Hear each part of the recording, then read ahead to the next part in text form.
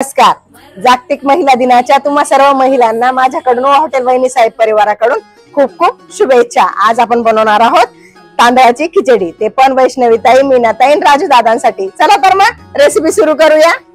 माझे बाय तू टेन्शन घेतस काय, माझे बाय थोडं रिलॅक्स होशील काय, संसाराचं प्रेशर थोडं दूर लोट तू, कामा धंद्याचं हे दडपण इसर जरा तू, ए थोडा वेळ काढून जगना स्वतःसाठी तू ग, बेधुंद होऊन बयात फिरक जरा तू, इसरून साऱ्या जगाला सैर भैर नाच नाच गो